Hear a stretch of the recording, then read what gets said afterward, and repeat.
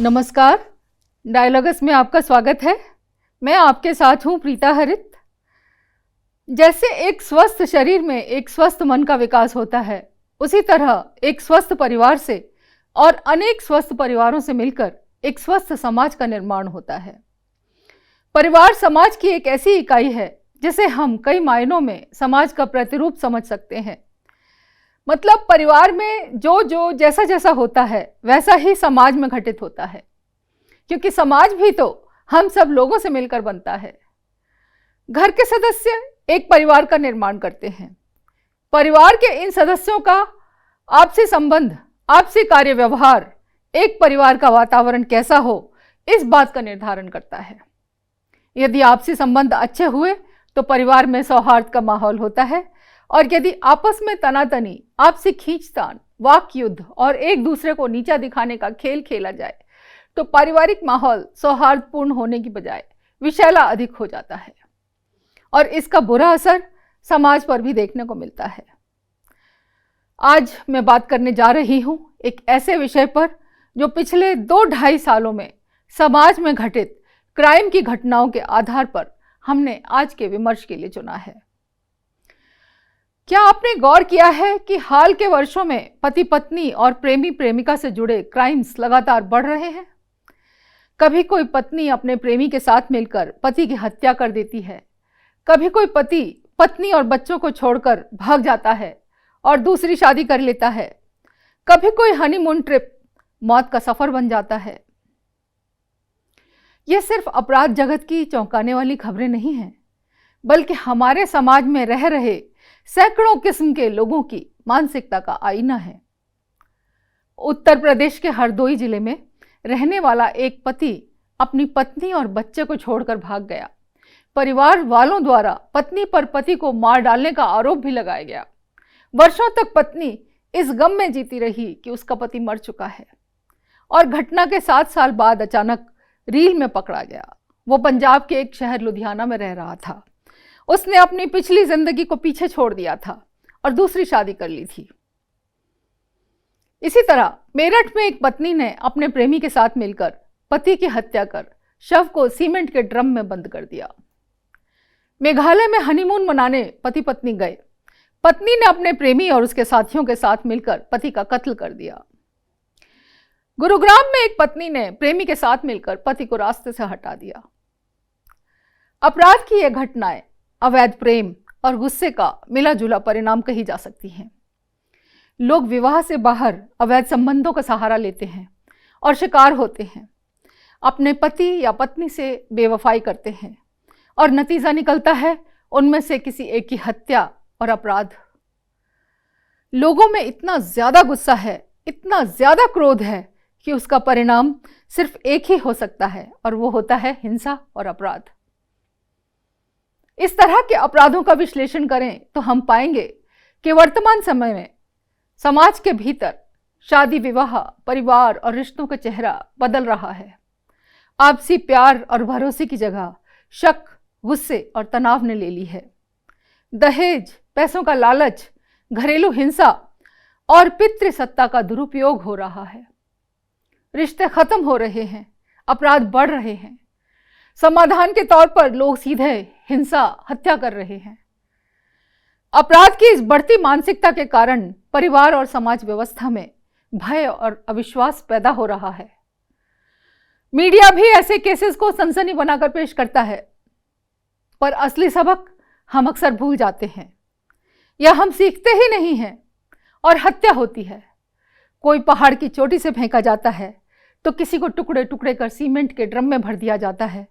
कोई पत्नी बच्चों को छोड़कर भाग जाता है, एक जगह मृत होकर दूसरी जगह जिंदगी शुरू करने के लिए, तो कोई अपने प्रेमी के साथ मिलकर रास्ते का कांटा दूर करने के लिए पति को जहर दे देती है। सोचिए, अवैध रिश्तों में ऐसा मोह कि जान ले लेंगे, अपराध करेंगे, मेरी खुशी सबसे बड़ी और फिर मैं चाहे जो करूं, मेरी मर्जी, ऐसी सोच के साथ जुड़ रहे हैं समाज में लोग।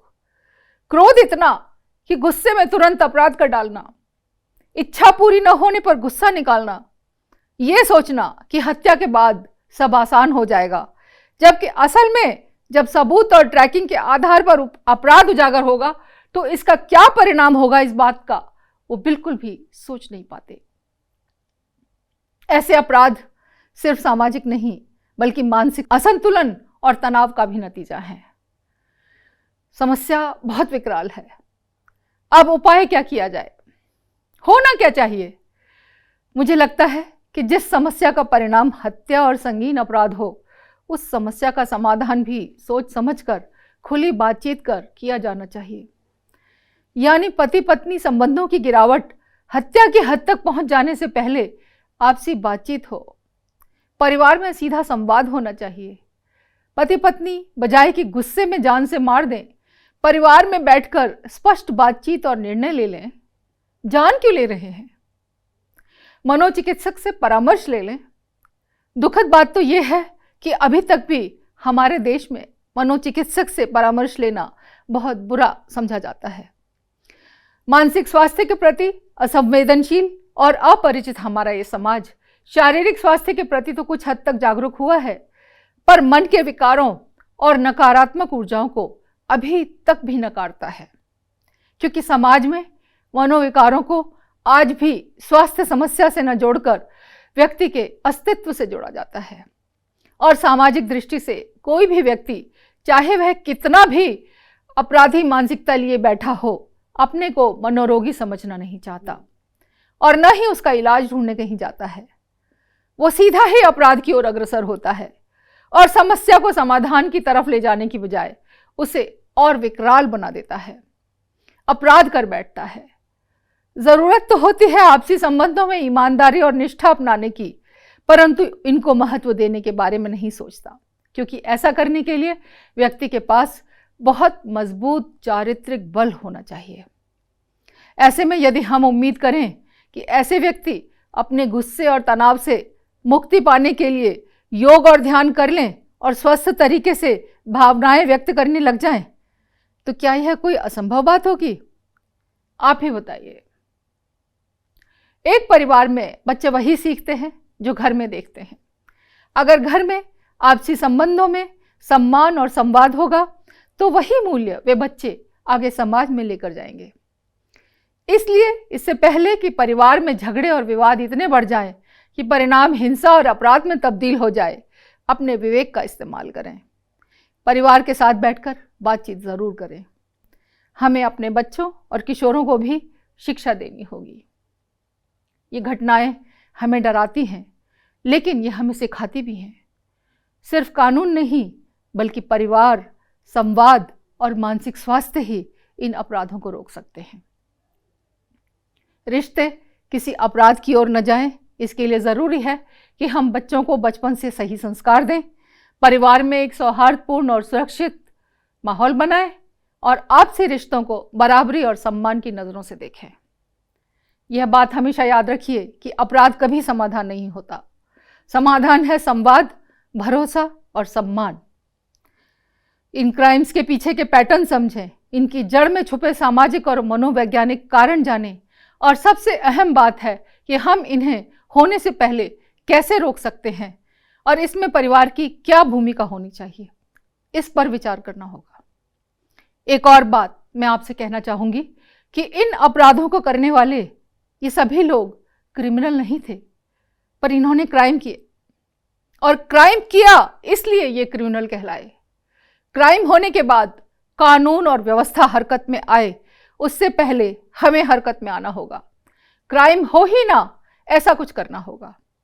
समाज के स्तर पर और परिवार के स्तर पर शुरू में ही बिगड़ते रिश्तों, गिरते आपसी व्यवहार को देखकर समझकर रोकना होगा, समाधान ढूंढना होगा।